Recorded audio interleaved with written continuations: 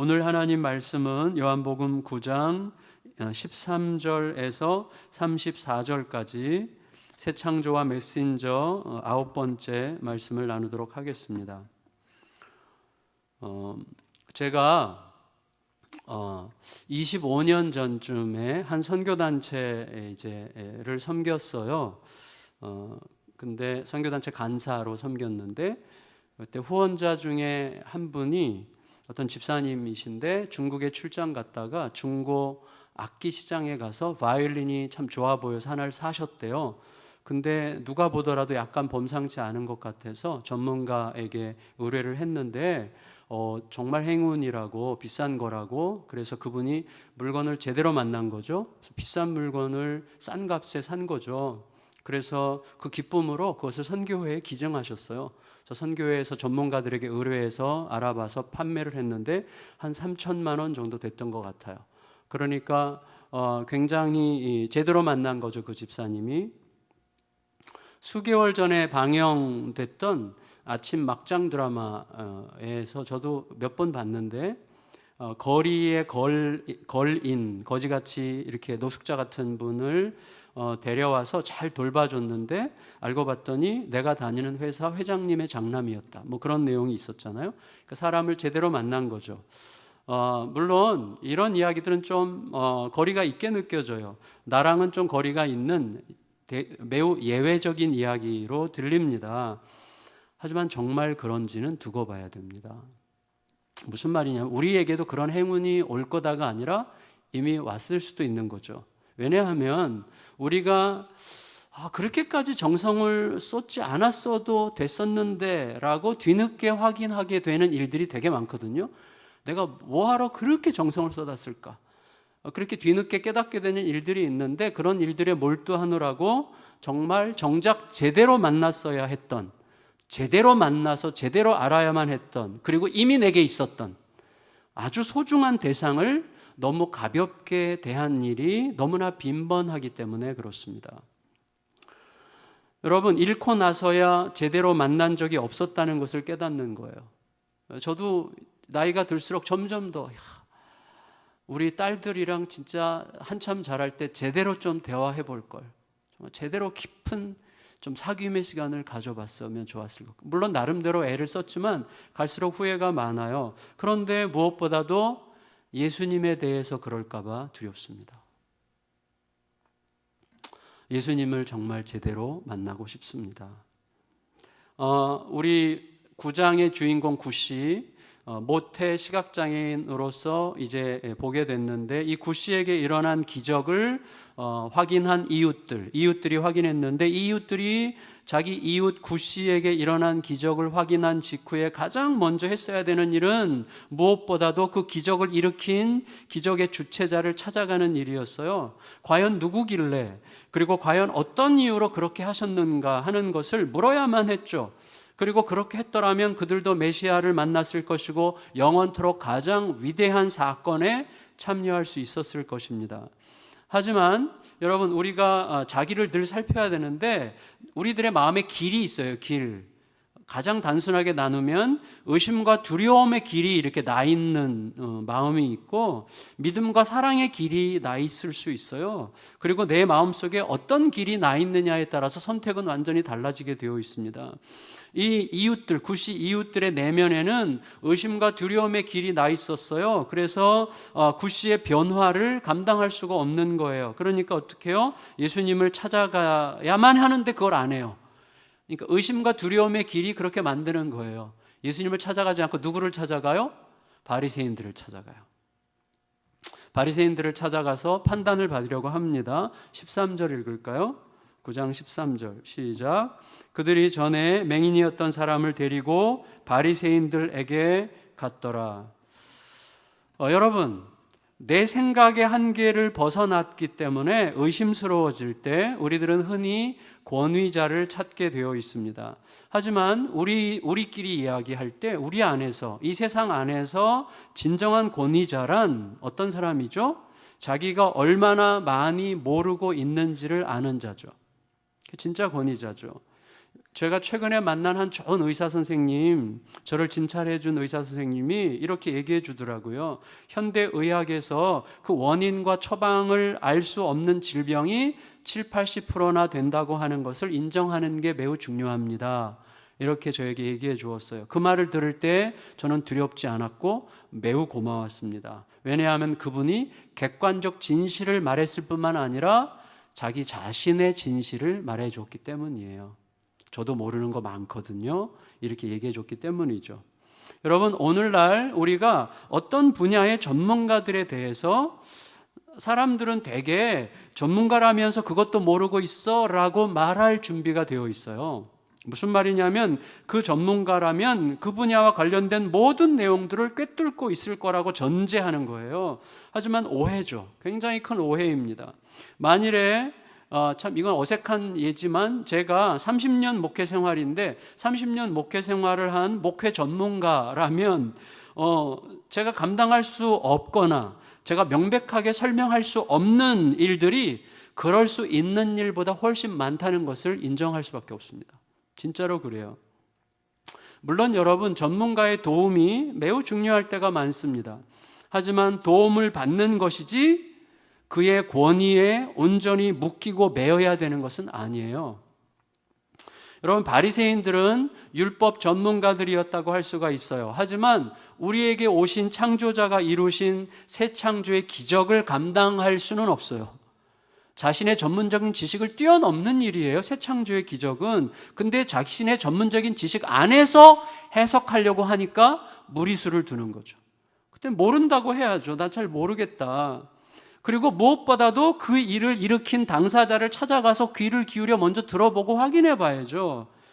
여러분, 물론 이런 일은 기적 앞에서는, 일단 누구도 부인할 수 없는 기적 앞에서는 말씀이고 뭐고 다 소용없다, 그런 뜻이 아니에요. 기적 앞에서는 아무 말도 할 수 없다, 그런 말도 아니에요. 왜냐하면 애굽의 주술사들도 기적을 행할 수 있었어요.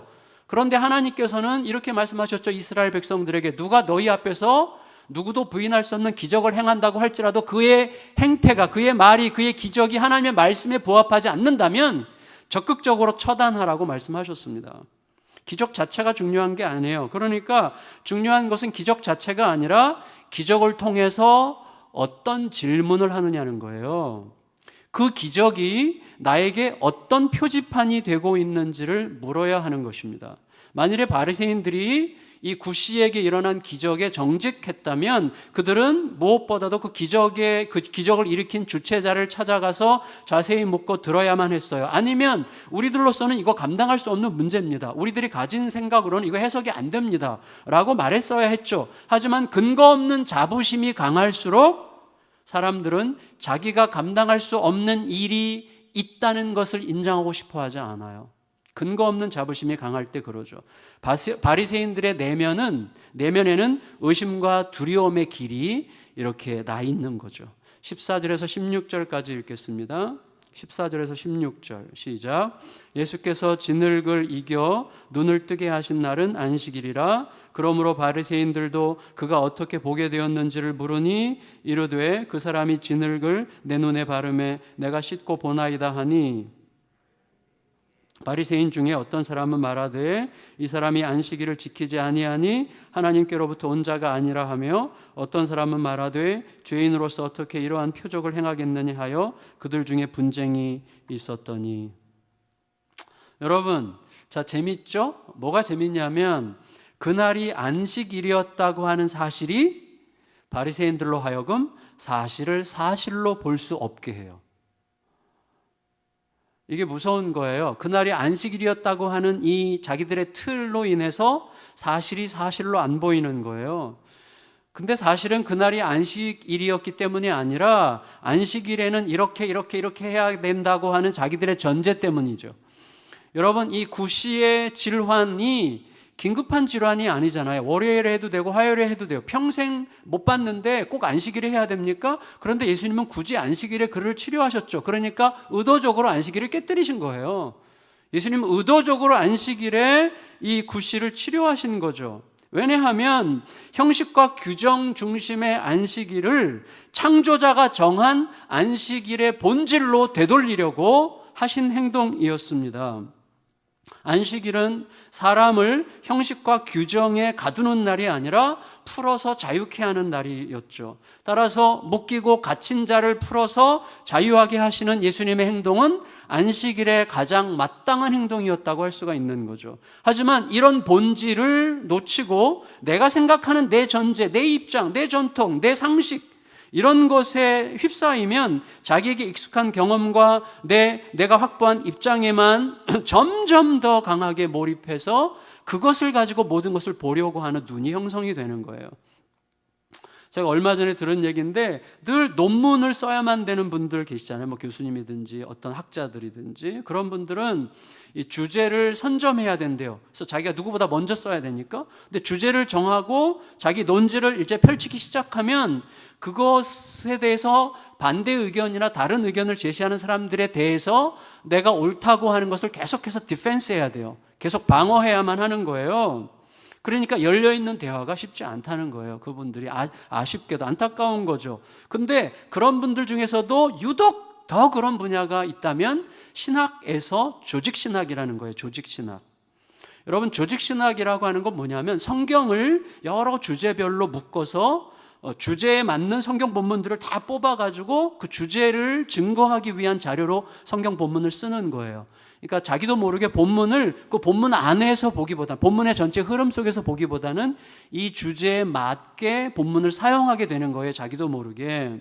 그리고 동시에 우리들의 삶에서 일어날 수 있는 많은 주제들을 일정한 정해져 있는 신학적 체계 속에서 차곡차곡 쌓아두는 것, 그것을 조직신학이라고 이제 말하는데, 물론 필요한 학문이에요. 그리고 모든 조직신학자가 다 그런 건 아니에요. 그렇지만 이 조직신학자들 중에는 자기 입장이 틀릴 수 있다는 것과 내 생각도 계속 보완될 필요가 있다고 하는 것을 받아들이기 어려워하는 분들이 다른 학문에 비해서 상대적으로 많다고 하는 이야기를 지난 주간에 제가 들었어요. 어떤 선교사님에게. 근데 여러분, 그렇게 되면 어떻게 되는 거예요? 과하게 자기 전제를 주장하다가 모두를 힘들게 할 가능성이 있는 거예요. 일단 내가 정해둔 전제, 내가 정해준 어떤 토픽을, 내가 어떤 논지를 펼치면 그것을 계속해서 방어하려고만 하는 거기 때문에 열린 대화가 참 쉽지 않은 거죠. 아마도 바리새인들이 신학자였다면 그들은 보수적이고 완고하고 꽉 막힌 조직신학자였을 가능성이 있다고 느껴집니다. 여러분, 이 바리새인들에게 구씨에게 일어난 새 창조의 기적이 놀랍지 않았겠어요? 당연히 놀랍죠. 그리고 그 기적을 일으킨 분에 대한 궁금증이 없었겠어요? 당연히 있었겠죠. 하지만 그들의 가지고 있는 자기들의 전제 때문에 솟구쳐 올라오는 놀라움은 안식일을 범법했느냐 여부에 대한 고집스러운 판단에 묻혀버리는 거예요. 그리고 그 주관자에 대한 간절한 궁금증은 의심과 정죄의 에너지에 갇히는 거예요. 그런데 구씨는 여전히 사실만 말해요. 계속해서. 여러분, 구씨 입장에서 생각해 보면 그날이 안식일이었기 때문에 약간 쫄릴 수도 있을 거예요. 그리고 안식일 규정을 의식해야만 했기 때문에 마음이 좀 위축될 수 있어요. 안식일 규정을 근거로 해서 바리새인들이 문제 삼을 게 분명하기 때문에, 또 그렇게 되면 앞으로 내가 살아가는데 막대한 지장을 줄지도 모르기 때문에 사실을 사실대로 말하는 게 얼마든지 방해받을 수 있습니다. 구씨에게. 왜냐하면 우리가 알듯이 사실이라고 하는 것은요, 늘 내 입장 때문에, 내 고집 때문에, 욕심 때문에 과장되고 축소되고 틀어지고 덧입혀지고 여러 변명들로 각색될 수 있는 거거든요. 하지만 구씨는 한결같아요. 자기에게 일어난 사실을 사실대로만 말해요. 근데 반대로 바리새인들은 자기들의 전제를 근거로 신학적 추론을 하는 거예요. 신학적 추론. 그들의 기준은 안식일을 지켰냐 안 지키냐는 거예요. 이게 왜 이렇게 무서운가 하면, 여러분 보세요. 자, 이게 기준이 되니까 어떻게 해요? 일단 이 구씨에게 기적을 일으켜서 눈을 뜨게 한 자는 안식일 범법자죠. 왜? 침을 흙에 이겨서 반죽을 했어요. 근데 이들이 가지고 있는 안식일 규정에는 안식일에는 반죽하면 안 돼요. 그 39가지 법에 그게 있어요. 근데 예수님은 진흙을 반죽했잖아요. 그러니까 안식일을 어겼죠. 그럼 거기서부터 어떤 논리가 나와요? 안식일 규정을 어기는 자가 하나님으로부터 온 자일 수 없다가 나오는 거죠. 그러니까 구씨에게 일어난 일은 하나님으로부터 말미암은 일일 수 없는 거예요. 그렇다면 뭐예요? 원인 모를 이상 증세나 혹은 귀신의 장난일 뿐이죠. 그렇게 해석될 수밖에 없는 거예요. 여러분, 그렇지만 그들의 이런 추론은 그들 안에서조차 반대에 부딪혔어요. 그래서 어떤 사람들, 바리새인 중에 어떤 사람이 말했잖아요. 이 구시에게 일어난 기적, 어둠이 물러가고 빛이 들어온 이 사건, 죽었던 게 살아난 기적이 하나님과 무관한 죄인을 통해서 일어났을 리 없다. 그건 있을 수 없는 일이다 라는 주장이 나오면서 그들 안에서도 논쟁이 일어난 거예요. 하지만 여러분, 아까 말씀드린 것처럼 나쁜 좋은 조직신학자도 틀림없이 있지만 이 나쁜 조직신학자들, 자기 전제를 깔고 논의를 이미 전개한 이 단단한 고집은 열린 대화를 허용하지 않습니다. 그래서 구시에게 일어난 일이 하나님과 연관이 있을지도 모른다는 바리새인 중에 어떤 사람들의 주장은 안식일법을 위반했잖아라고 하는 완강함에 의해서 아주 가볍게 제압당해요. 바리새인들은 이제 자기들의 주장과 자기들의 확신을 뒷받칠 만한 근거나 혐의를 다시 찾기 위해서 구시를 또 한 번 소환합니다. 17절 읽을까요? 17절 시작. 이에 맹인되었던 자에게 다시 묻되 그 사람이 내 눈을 뜨게 하였으니 너는 그를 어떠한 사람이라 하느냐? 대답하되 선지자니이다. 여러분, 흥미로워요. 구시의 이 단순한 이 용기가 참 놀랍습니다. 우리가 이제 좀 이따 보면 22절에 따르면 이미 이때는 언제냐면 예수님을 시인하는 자, 예수님을 그리스도라고 하는 자는 유대교 회당에서 출교할 거라고 이미 법령이 발효된 상황이라고 해요. 근데 여러분, 유대인들에게 출교라는 것은 예를 들어서 오늘날도 교회에서 출교당했다, 엄청난 불명예잖아요. 근데 출교당하면 다른 교회 가면 돼. 요즘에는 모든 교회가 출교당한 사람을 체크 안 하고 그냥 받아주니까.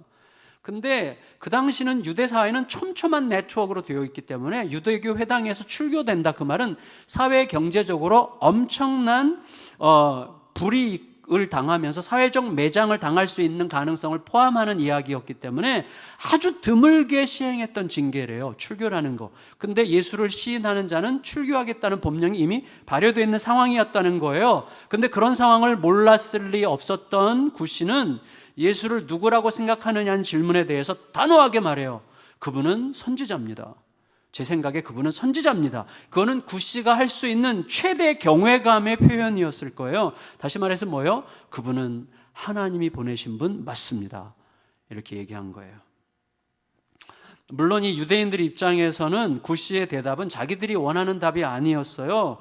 따라서 이들은 자기들이 원하는 답을 얻을 때까지 해야 돼요, 이 고집쟁이들은. 그래서 원하는 답을 얻어내기 위해서 이제는 어떻게 해요? 구시의 부모를 소환해요. 그래서 부모를 신문해요. 18절에서 23절까지 생각하면서 천천히 같이 읽겠습니다.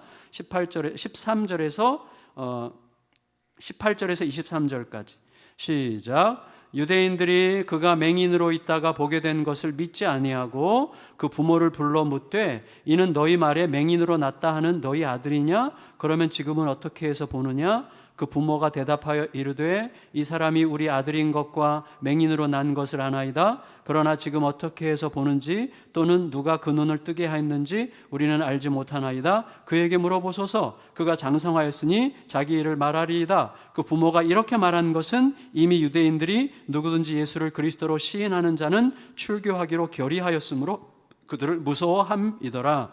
이러므로 그 부모가 말하기를 그가 장성하였으니 그에게 물어보소서 하였더라. 여러분, 이 바리새인들처럼 자기 주장, 자기 입장에 사로잡힌 자들은요, 원하는 답이 나올 때까지 절대로 만족할 수 없습니다. 따라서 원하는 답을 주지 않는 사람들과는 대화도 불가능하고 동행도 불가능해요. 따라서 원하는 답을 주지 않는 자들은 이들에게 있어서 상종 못할 적, 원수가 되는 거예요.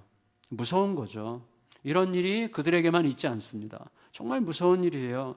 따라서 이런 사람들을 통해서는 교회라는 게 만들어질 수 없는 거예요. 교회가 성립할 수 없어요.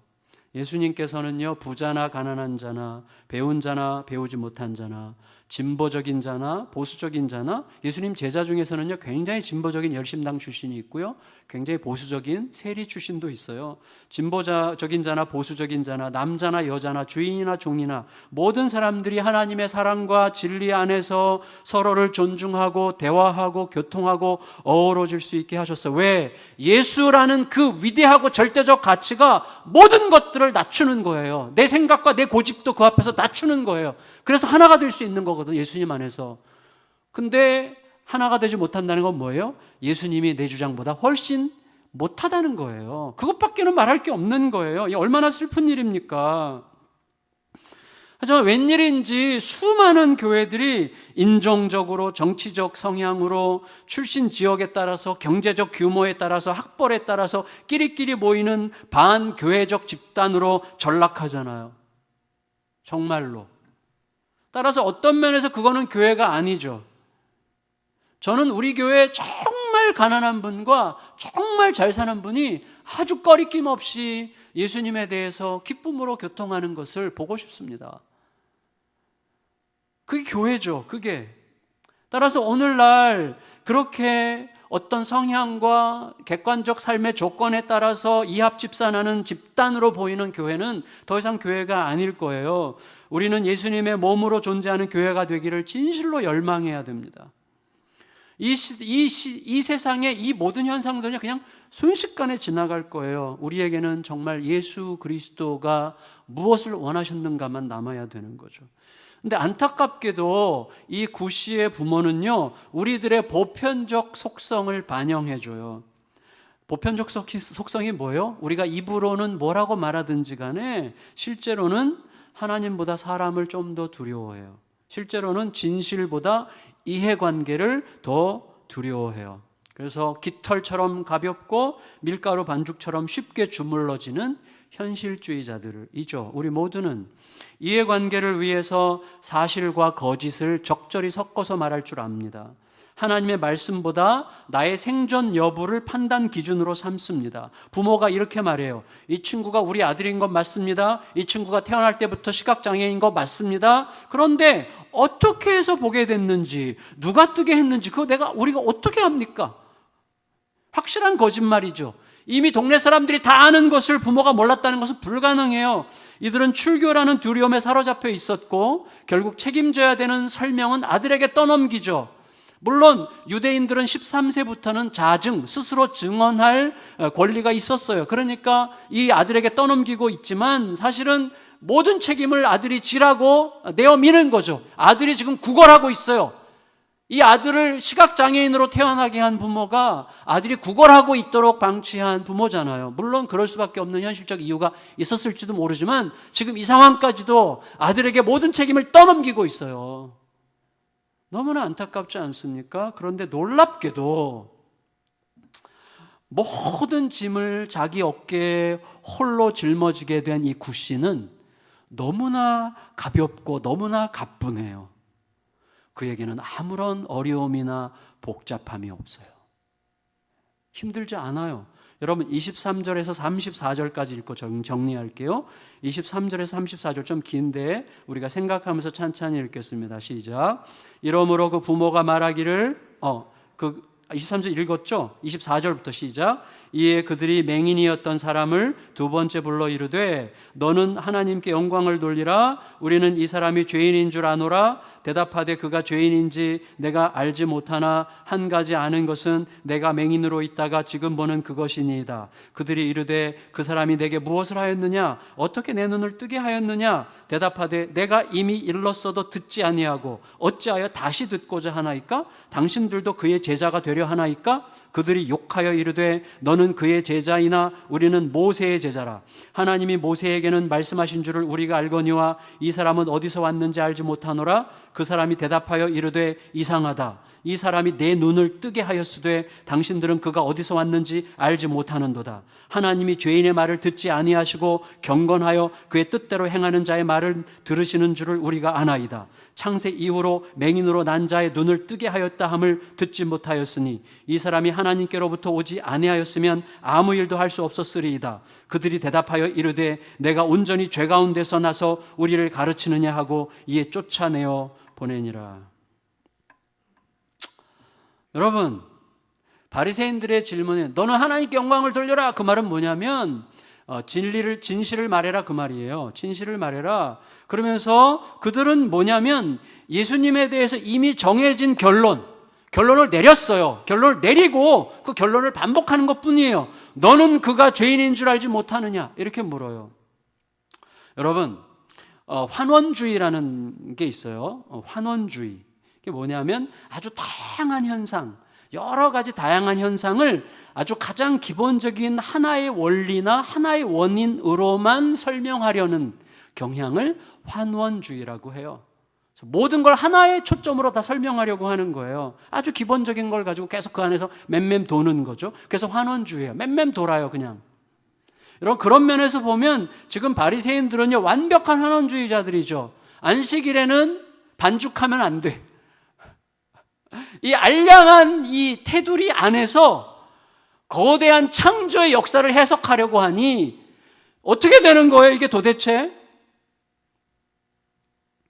자기들의 경험과 사고와 전통과 습관을, 자기들의 입장을 뛰어넘는 이런 것들, 설명할 수 없고 감당할 수 없는 일들이 지금 앞에 생겼어요. 그러면 당연히 당사자를 찾아서 귀 기울여 듣고 다시 묻고 다시 듣고 생각해야 되는데 절대 그렇게 하지 않습니다. 오직 자기들이 정해놓은 전제가 허용하는 범위 안에서만 모든 걸 설명하려고 해요. 그러니까 어떻게 되는 거예요?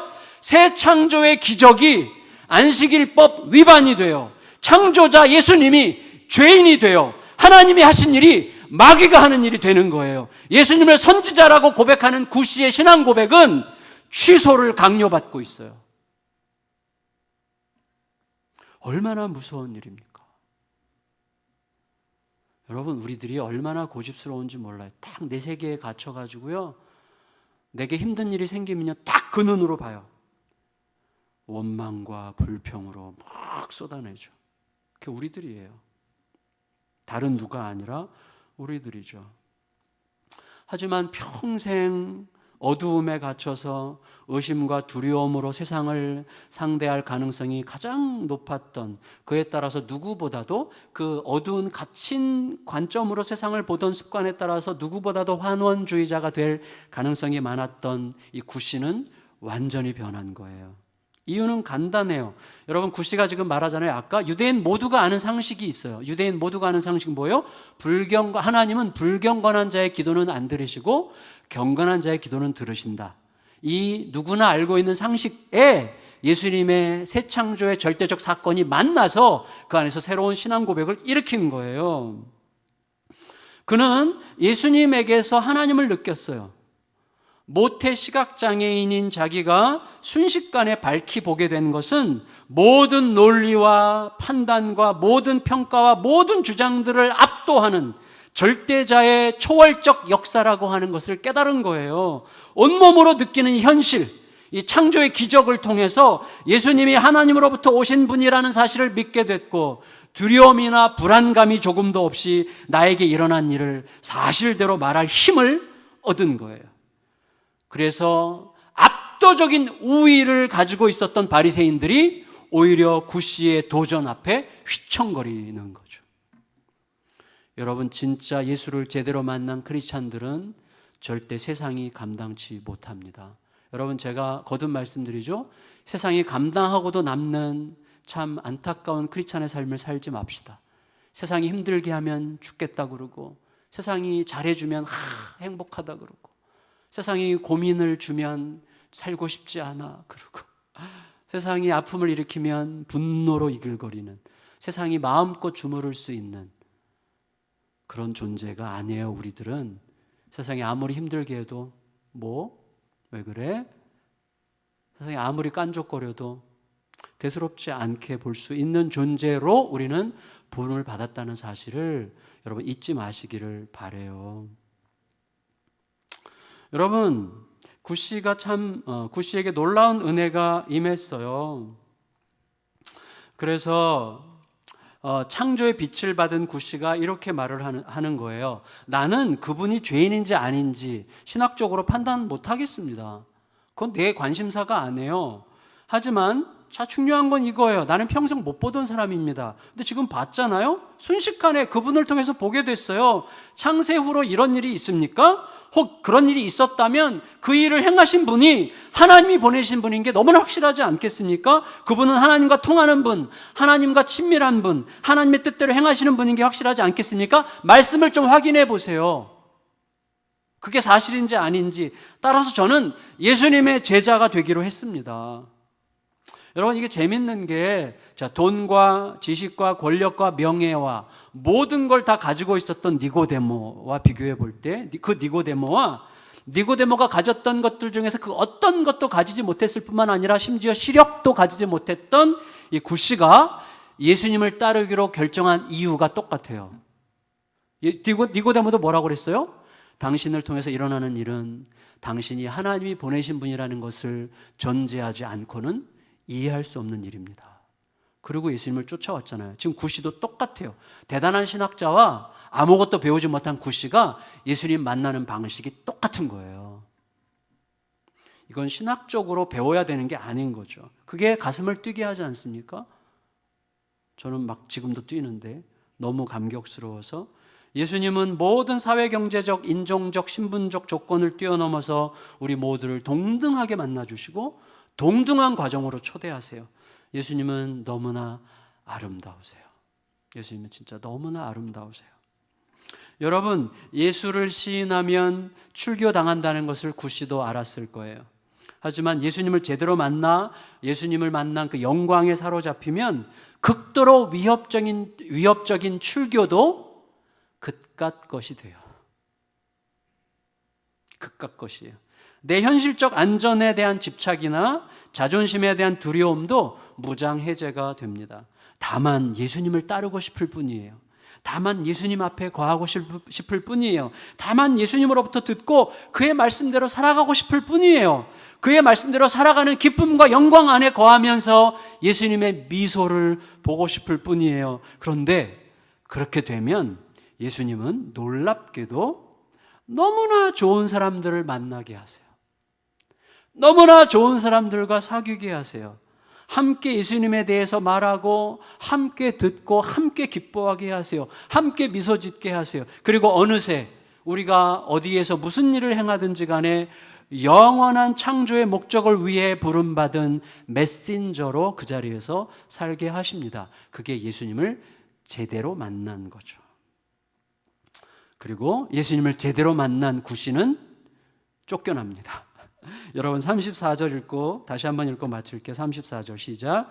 그들이 대답하여 이르되 내가 온전히 죄 가운데서 나서 우리를 가르치느냐 하고 이에 쫓아내어 보내니라. 여러분, 예수님을 제대로 만나면 쫓겨날 수 있어요. 예수님을 제대로 만나면 넘어질 수 있어요. 예수님을 제대로 만나면 거절당할 수 있어요. 예수님을 제대로 만나면 힘든 일을 겪을 수도 있어요. 예수님으로 인해서. 예수님을 만났음에도 불구하고가 아니라 예수님을 만났기 때문에 그런 일을 겪을 수도 있어요. 그런데 굿씨는 회당에서 출교당해서 쫓겨난 게 아니라 예수님의 나라 안으로 더 깊숙이 들어간 거죠. 쫓겨나는 만큼 더 깊이 예수님 안으로 들어간 거죠. 따라서 회당에서 쫓겨났다는 사실은 이 굿씨에게 별로 대수롭지 않은 일이 됩니다.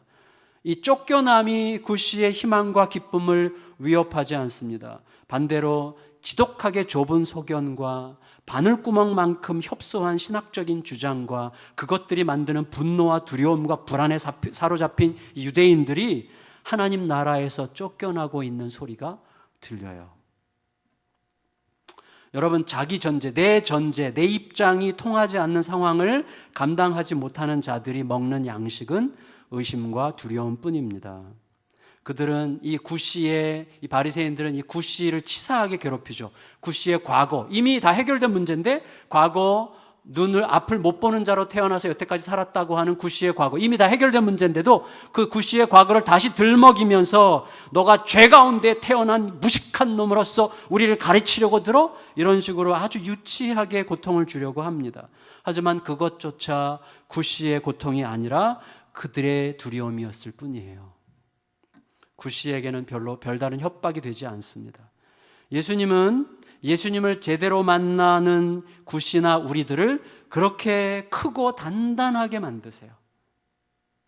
예수님과 오래 깊은 사귐으로 들어가는데도 여전히 흐물거리고, 물론 그럴 수 있죠. 우리가 더디 성장할 수 있습니다. 그렇지만 예수님은 틀림없이 우리를 지속적으로 크게 단단하게 빚어가세요. 그래서 실패할 힘을 주시고, 넘어질 힘을 주시고, 거절당해도 괜찮은 힘을 주세요. 예수님에게서 나오는 힘이죠. 누군가의 손가락질과 눈총이 대수롭지 않게 되는 것입니다. 따라서 결국 우리들은 바리새인들과 굿이 사이에 누가 진정한 시각장애인인가 하는 질문을 하게 되고, 예수님이 다음 주 본문에서 그 답을 주십니다. 말씀을 마칠게요. 오늘 본문을 다루는 성경 중에 번역 성경 중에 복음 변역 성경이라는 성경이 있어요. 아직 우리말로는 번역이 안 됐는데 복음 변역 성경이라는 성경이 있는데, 이 대목을 이렇게 설명하고 있더라고요. 이렇게 참 재밌게 멋지게 표현했는데, 바리새인들은 모세와 율법을 붙들고 있지만 굿씨는 모세와 율법이 가리키는 메시아를 붙들고 있다. 바리새인들은 표지판을 붙들고 있지만 굿씨는 표지판이 가리키는 목적지에 도달했다. 바리새인들은 굿씨더러 죄의 어두움에 갇혔다고 욕하지만 굿씨는 세상 모든 빛의 창조자를 바라보고 있다. 바리새인들은 굿씨를 회당과 성전에서 쫓아냈지만 굿씨는 영원한 성전이신 예수님과 연합했다. 멋지죠? 여러분, 예수님을 만나면 모든 게 달라지게 되어 있습니다. 예수님의 부요하심과 예수님의 아름다우심이 굿씨에게 임했던 것 이상으로 우리에게도 날마다 임하실 것을 믿고 기다리는 은혜를 구합니다. 예수님을 제대로 만날 때 솟아나는 그 힘이, 제대로 만날 때 솟아나는 그 힘과 단단함이 매 순간 우리를 끌어가는 은혜로 충만하시기를 예수님의 이름으로 축원합니다. 아멘.